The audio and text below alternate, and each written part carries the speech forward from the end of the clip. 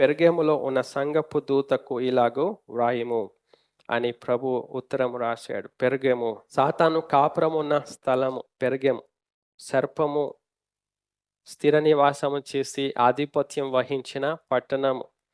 అయితే ప్రభువు ఆయన చెప్పిన మాట ఏమిటంటే, సాతాను సింహాసనం ఉన్న స్థలములో నీవు కాపురం ఉన్నావని నేను ఎరుగుదును. మరియు సాతాను కాపురం ఉన్న స్థలములో నాయందు విశ్వాసి అయ్యుండి నన్ను గూర్చి సాక్షి అయిన అంతిప వాడు మీ మధ్యను చంపబడిన దినములలో నీవు నా నామము గట్టిగా చేపట్టి నా యందలి విశ్వాసమును విసర్జింపలేదని నేను ఎరుగుదును. చూడండి ఎంత భయంకరమైన పరిస్థితి అక్కడ ఉంది. పెర్గములో సాతాను యొక్క స్థావరం ఉంది. పెర్గములో సాతాను యొక్క మందిరం ఉంది. ఎస్క్యులేపియస్ అనే ఒక దేవతను ఆరాధించేవారంట. ఎస్క్యులేపియస్ అనే దేవత. ఆ దేవతకి, ఆ దేవునికి ఉన్న సింబల్ ఏమిటంటే, ఒక ఖడ్గానికి ఒక పాము చుట్టుకొని ఉంటుంది. ఆ సింబల్ నేటికి అనేక మంది మెడికల్ అసోసియేషన్ వారు, డాక్టర్స్ దాని సింబల్ని వాడతారు. ఆ సింబల్ పెట్టుకుంటారు. ఒక ఖడ్గము, దానికి పాము చుట్టుకొని ఉంటుంది. డాక్టర్స్ వాడతారు. అన్ని దేశాలు ప్రపంచవ్యాప్తంగా ఆ సింబల్ మెడికల్ అసోసియేషన్స్ వాళ్ళు వాడుతూ ఉంటారు. ఎందుకు వాడతారంటే, అక్కడ పెర్గములో ఉన్న ఆ దేవాలయంలో ఆ పాము ఆరాధించబడేది. ఎందుకంటే ఆ పాము ద్వారా ప్రజలందరికీ స్వస్థత కలుగుతుంది అనే వారికి గొప్ప విశ్వాసం ఉండేది. ఆ పెర్గములో ఉన్న ఆ అన్యజనులందరికీ, ఆ పట్టణంలో ఉన్న వారందరికీ ఆ గుడిని నమ్ముకొని బతికేవారు. ఆ గుడిలో, ఆ దేవాలయంలో పాములను పెట్టేవాళ్ళు. విషం తీసేసి విషం లేని పాములను పెట్టి ఉంచేవారు. ఎవరైనా అనారోగ్యంతో వచ్చి ఆ దేవాలయంలోకి వచ్చి ఆ రాత్రి గడపాలి, అప్పుడు వారి మీద పాములు తిరుగుతూ ఉంటే వారికి స్వస్థత అయిపోతుంది అనే గాఢమైన విశ్వాసంతో వారు బతుకుతూ ఉన్నారు. కాబట్టి అది చాలా ప్రాచుర్యం చెందింది. అది అంతటా వ్యాప్తి చెందింది. ఇప్పటికీ ప్రజలు స్వస్థత పొందడానికి ఆ పాము చిహ్నాన్ని డాక్టర్స్ వాడుకుంటూ ఉంటారు. ఒక ఖడ్గానికి పాము ఇట్లా చుట్టుకొని ఉంటుంది. అది వారి యొక్క దేవత. కాబట్టి అక్కడ సాతాను కాపురం ఉన్నది. ఇంకా అనేక దేవతలు, దేవుళ్ళు, మరి వారి యొక్క ఆల్టర్స్ ఉండేవంట ఆ పెర్గమ ఆ పట్టణములో. అది సాతాను యొక్క స్థావరము. విగ్రహారాధనతో, మరి అనేకమైన అన్య ఆచారాలతో వారు జీవిస్తూ ఉన్నారు.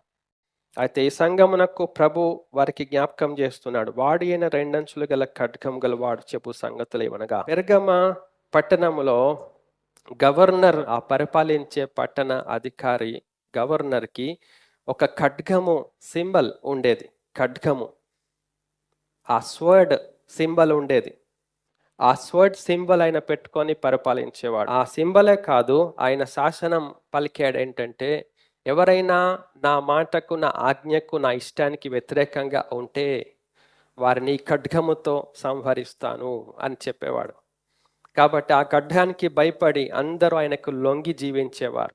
రాజు ఇష్టమే సమస్త ఇష్టమై ఉండాలి, వ్యతిరేకిస్తే చంపేస్తాడు. ఆ సమయంలో క్రైస్తవుల పట్ల ఆయన చాలా కఠినంగా ఉండేవాడు. క్రైస్తవులు ఆయన మాటకు వ్యతిరేకంగా ఉంటే అదే ఖడ్గముతో చంపేవాడు. కాబట్టి అనేకులు విశ్వాసముందు తొలగిపోయి ఆ ఖడ్గానికి భయపడి ఆ లోకానికి, ఆ రాజ్యానికి అప్పగించుకున్నారు. 100 ఏండ్లు బతుకుతే చాలు, ఎందుకు వచ్చిన బాధ, ఎందుకు వచ్చిన హింస, ఎందుకు వచ్చిన వేదనలు, ఎందుకు వచ్చిన శ్రమలు, 100 ఏండ్లు బతికి బట్టగడితే చాలు అనుకొని ఆ ఖడ్గానికి భయపడి అప్పగించేసుకున్నారు. కానీ కొందరు విశ్వాసం ఉంచి ప్రభువుకు అప్పగించుకొని ఇంకా ఆ రాజుకి అప్పగించుకోకుండా, క్రైస్తవ్యంలో విశ్వాసము నుండి తొలగిపోకుండా ఇంకా అలాగే జాగ్రత్తగా ఉన్నారు. వారికి ప్రభు జ్ఞాపకం చేస్తున్నాడు. రెండంచులు గల వాడి అయిన ఖడ్గము గల వాడు చెప్పు సంగతులేమనగా, మీరు ఈ లోకంలో గవర్నర్కి ఉన్న ఖడ్గమునకు భయపడుతున్నారేమో, అంతకంటే వాడి అయిన రెండంచులు గల ఖడ్గము నా దగ్గర ఉంది, నాకు భయపడండి అని ప్రభు వీరికి ఒక హెచ్చరిక ఇవ్వాలని ఆ మాట తెలియజేస్తున్నాడు. అంతేకాదు, కింద మనం ధ్యానించినప్పుడు మనకు వివరించబడుతుంది. ఈ యొక్క స్థితిగతులలో ఆ పెర్గమ సంఘములో ఉన్నటువంటి విశ్వాసులు యేసయ్య నామమును గట్టిగా చేపట్టి ప్రభునందున్న విశ్వాసమును వారు విసర్జింపకుండా అలాగే కొనసాగుతా ఉన్నారు. అంత భయంకరమైన పరిస్థితులు చూడండి. ఎలాంటి పరిస్థితులు ఆ సమయంలో ఉండేవి మనం ఒకసారి ఆలోచించాలి. ఆ టైంలో ఆ పరిస్థితులు అలాగున్నాయి. ఈ టైంలో మనకి ఏ పరిస్థితులు ఉన్నాయి చెప్పండి? ఎవరైనా మనకున్నారా? ఇప్పుడు ప్రస్తుతం గవర్నర్స్ మీరు మందిరానికి వెళ్ళినా, యేసయ్యను ఆరాధించినా ఈ ఖడ్గముతో మీరు సంహరించబడతారు అనే శాసనం ఎప్పుడైనా ఉందా మనకిప్పుడు? లేదు కదా! చూడండి. అప్పుడు అంత కఠినమైన శాసనములు, అంత కఠినమైన పరిస్థితుల్లో ఉన్నా కానీ వారు విశ్వాసమందు స్థిరపరచుకొని ప్రభు నామమును గట్టిగా చేపట్టి ఆయన నామము నిమిత్తం వారు జీవిస్తూ ఉన్నారు. అంతేకాదు వారు ఇట్టి స్థితిలో ఉన్నప్పుడు ఆ సంఘము పెద్ద, ఆ సంఘములోని ఒక గట్టి విశ్వాసి అంతిప్ప అను ఆయనను ఆ చక్రవర్తి అతి క్రూరమైన స్థితిలో చంపేశాడు. వారి ముందే అందరికీ ఎరుకలోనే. అక్కడున్న కఠినమైన పరిస్థితులు ఎలాగుండే చూడండి. చరిత్రలో మనం చూసినట్లయితే బ్రేజన్ బుల్, ఇత్తడితో చేసిన ఒక ఎద్దు, పెద్దది ఎద్దు బొమ్మ ఉండేది. ఆ లోపలంతా ఖాళీగా ఉండేది. దానికి ఒక డోర్ పెట్టేవాళ్ళు. ఎవరినైనా శిక్షించాలంటే ఆ ఎద్దు లోపల పడేసి డోర్ పెట్టేసేవాళ్ళు. ఆ ఎద్దు కింద అగ్ని పెట్టేవాళ్ళు, మంట. ఆ ఇత్తడి ఎద్దు కాలితా ఉంటుంటే ఆ వేడికి లోపల ఉన్నటువంటి మనుషులు, ఆ మనిషి బాగా వేదనతో, బాధతో, నొప్పితో అరుస్తూ ఉంటుంటే, ఆ కేకలు నోట్ల నుండి బయటికి వస్తూ ఉంటుంటే అక్కడ చూసే ప్రజలందరూ అతి కిరాతకంగా రాజుతో సహా అందరూ కూడా సంతోషించి చప్పట్లు కొడుతూ ఎంజాయ్ చేసేవాళ్ళు. ఆ టైంలో మనుషుల యొక్క హృదయం అలాగుండేది. ఆ స్థితిగతులు అలాగుండేవి. మనుషుల యొక్క క్రూరత్వం అంతగా ఉండేది ఆ సమయంలో. అలాంటి స్థితిగతులలో ప్రభునందు విశ్వాసం ఉంచాడని, రాజు మాట వినలేదని, ప్రభుకి వ్యతిరేకముగా యేసయ్యను వదిలిపెట్టేయండి, ఆ యేసుని ఆరాధించొద్దు, మీరు ఈ దేవతల్ని ఆరాధించాలి అనే శాసనం పలికాడు రాజు.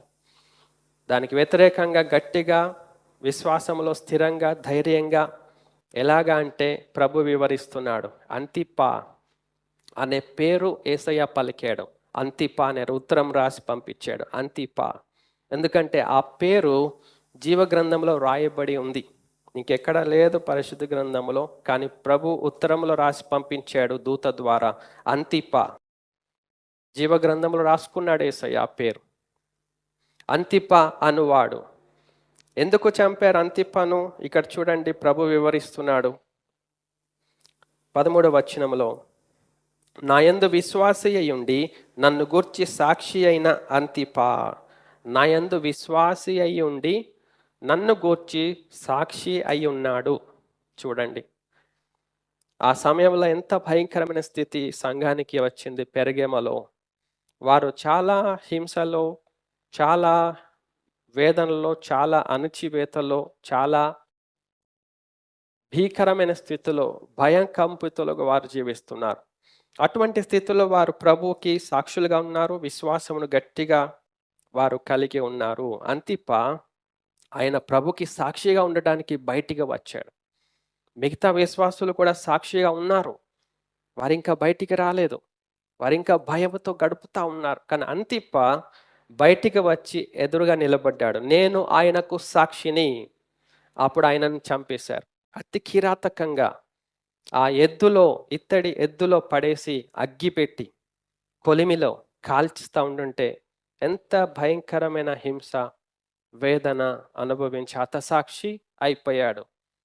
ఆయన ప్రభు కొరకు తన ప్రాణమును అర్పించాడు, సాక్షిగా నిలిచాడు, హతసాక్షిగా ఉన్నాడు.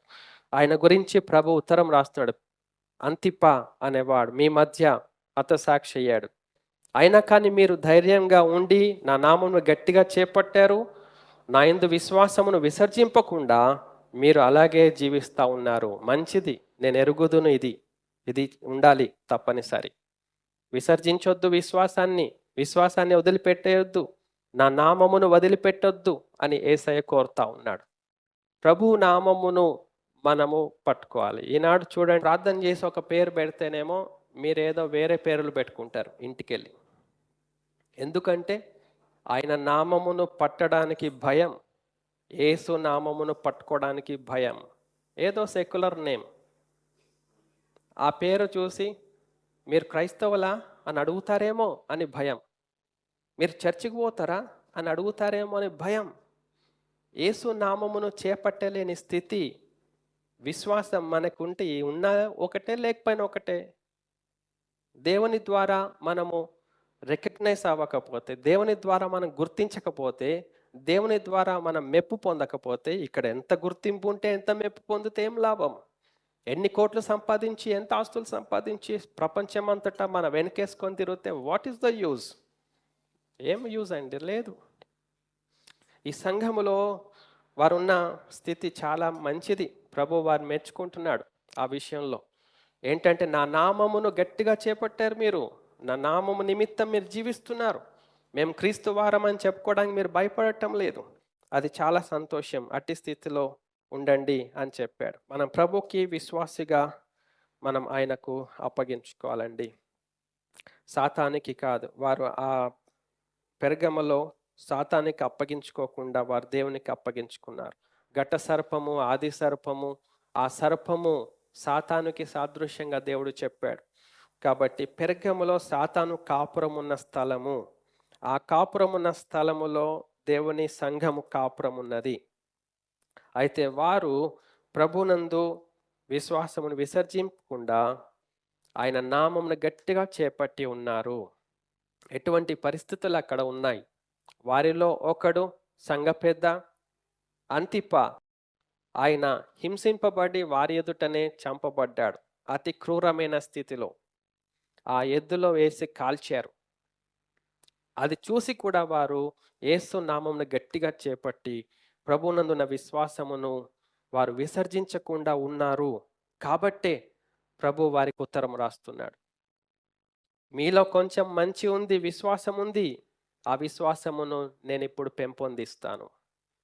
మీ విశ్వాసం ఉంది, నా నామం నిమిత్తం మీరు జీవిస్తున్నారు, కాబట్టి మిమ్మల్ని బలపరుస్తాను అని ప్రభు వారికి బలపరుస్తూ ఆ ఉత్తరం రాస్తూ ఉన్నాడు.